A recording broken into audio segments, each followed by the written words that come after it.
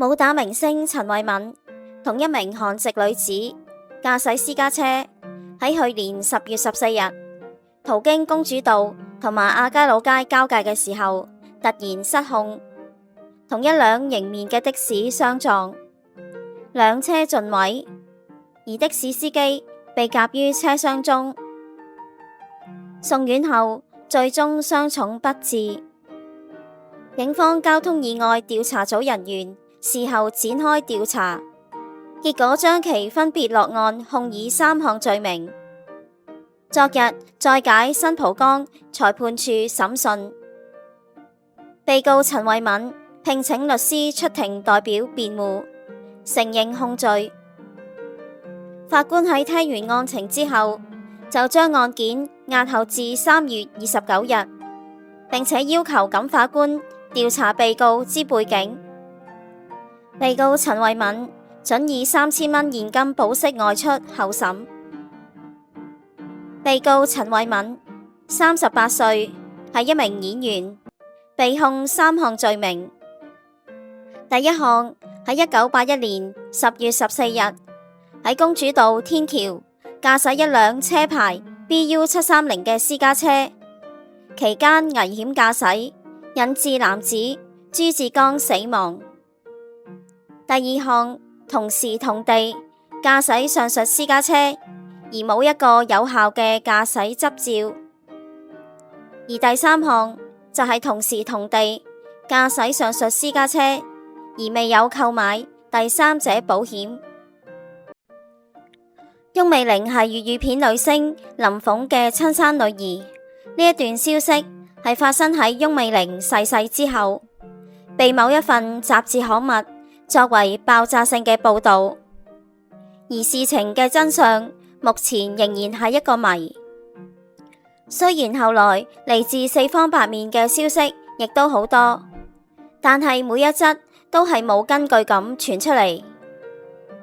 而同林鳳拍檔多年嘅粵語片小生胡楓，琴日出席記者招待會時，記者希望喺佢身上打探到事件嘅真相。胡楓表示，佢同林鳳拍檔多年，除咗大家係好拍檔之外，亦都係一對好好嘅朋友。根據佢了解，呢件事嘅可能性好低，因為大家喺拍攝電影之餘，經常都一大班人飲茶同埋跳舞。而喺呢一段期間，林鳳都冇長時間離開過香港。假如林鳳真係有咗身孕，佢哋一定會知道得一清二楚。甚至喺林鳳同夫婿譚永成未結婚嘅期間，假如林鳳真係有 BB， 應該有一段時間失蹤。胡楓有表示，其實翁美玲除咗雙眼有啲似林鳳之外，其他例如面型同埋高度都唔相似，因為林鳳有5尺4寸半高，而翁美玲就生得太矮細啦。前粵語片女星陳寶珠嘅前夫楊占美喺去年12月28日因病逝世，享年42歲，並且定於今日舉殯。由於楊占美逝世時陳寶珠唔喺佢身邊，所以俾人指責陳寶珠太過絕情。琴日陳寶儀出現喺廣播道，佢表示楊占美生病期間，佢嘅家人都唔知情，而只有佢身邊一位朋友知道。後來呢一位朋友見到楊占美病情惡化，先自作主張咁喺12月23號打長途電話，將呢件事轉告陳寶珠。陳寶珠嘅母親龔粉紅仲喺24號返嚟之後，即刻前往醫院探望楊占美，並且對楊占美講，等陳寶珠返嚟之後就會叫佢探望佢。但係當時楊占美話唔使啦。之後楊占美嘅病情突然再度惡化而逝世，陳寶儀知道之後都呆咗。陳寶儀又話佢嘅家姐陳寶珠為咗呢一件事心情非常惡劣，更加拒絕聽任何人嘅電話。佢又強調，熟悉陳寶珠嘅人一定知道佢唔係一個絕情嘅人。喺佢心目中，陳寶珠係一個脾氣非常好，亦都係佢最敬佩嘅姊妹。雖然陳寶珠同楊之美已經離咗婚，但係如果陳寶珠知道楊之美病情嚴重，一定會前往慰問。而今日楊之美嘅喪事，陳寶珠都有出面辦理，因為佢覺得楊之美始終係佢兒子嘅父親。陳寶儀又認為，唔理外間點樣講，總之陳寶珠對得住良心，對得住楊之美。陳寶儀話佢唔希望講太多啦，免致呢件事件越描越黑，因為人都已經死咗，好應該俾佢安息。粵劇名伶新馬師曾涉嫌藏毒一案，昨日下午喺銅鑼灣裁判處被法官裁定對控罪無需答辯，當庭釋放。而首被告容偉日前已經認罪，佢被判需要入獄6個月，兼且准緩刑1年，另外需要罰款750蚊，而所檢獲嘅毒品同埋工具全部都會充公。昨日下午開庭之後，控方表示唔再傳召證人作供，之後由大律師向法官申請對次被告新馬師曾嘅控罪無需答辯，而被告新馬師曾亦都唔會上證人台自辯。辯方大律師喺庭上指出，搜出嘅毒品嘅現場全棟都係屬於鄧永祥，即係新馬師曾所擁有，但係所搜出嘅證物都係收藏得非常嚴密，唔係一眼所能夠看見，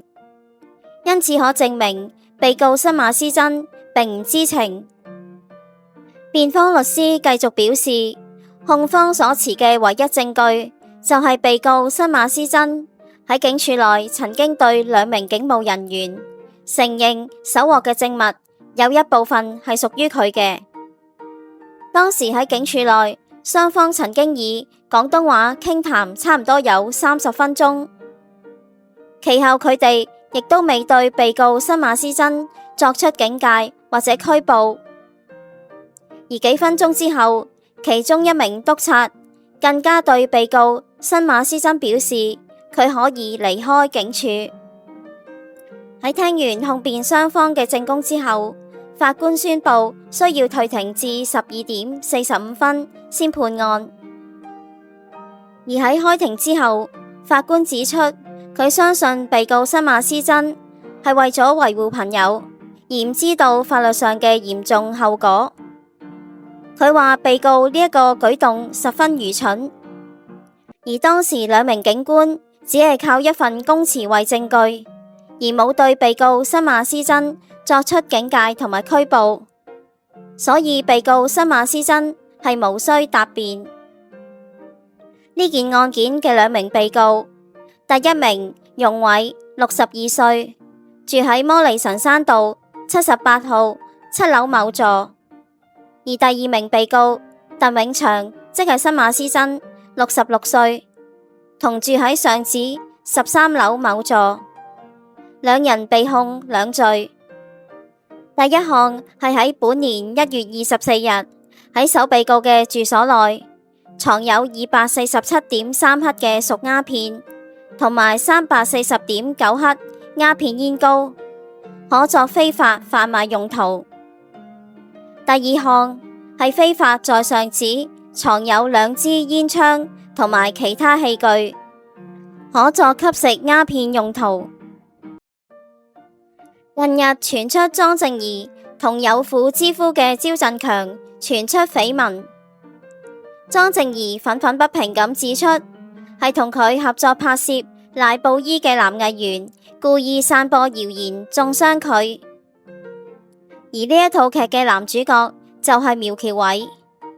莫非呢件事係同苗僑偉有關？琴日苗僑偉參加瘋狂運動會嘅錄影工作時表示，佢早已經聽聞有人傳佢散播謠言，但係佢認為唔想將事件擴大，所以一直保持緘默。但係咁樣就令到佢蒙上不白之冤，佢實在好唔服氣，所以都係覺得有澄清嘅必要。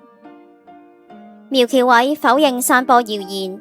但係佢承認同莊靜儀合作拍戲期間，大家相處並不愉快，更加曾經發生過口角。但係佢絕對唔會卑鄙到利用呢啲謠言嚟中傷他人。苗僑偉認為莊靜儀係聽咗其他人嘅唆擺，而對佢產生咗誤解。苗僑偉表示，佢都曾經聽聞過莊靜儀同招振強之間嘅事，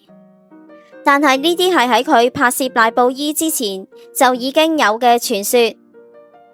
所以如果有人以呢啲謠言嚟中傷莊靜儀，咁應該係更早之前嘅事，唔可能而家先將矛頭指向佢。苗僑偉話，自從拍攝完賴布衣之後，佢同莊靜儀已經互不理睬。莊靜儀更加曾經喺宣傳活動中拂袖而去。苗僑偉表示，佢哋皆因係喺工作上嘅問題而鬧得唔愉快。佢哋經常喺拍戲之餘，言語之間會互相單打，不過又未曾發生過正面衝突。苗僑偉表示，呢一部劇嘅工作人員好多，唔明白莊靜儀點解會懷疑佢出言中傷，而佢更加強調，除咗同莊靜儀鬧出不快之外，佢同監製招振強仍然都合作愉快。所以對於呢宗謠言，苗僑偉認為清者自清，佢都唔想再多作解釋。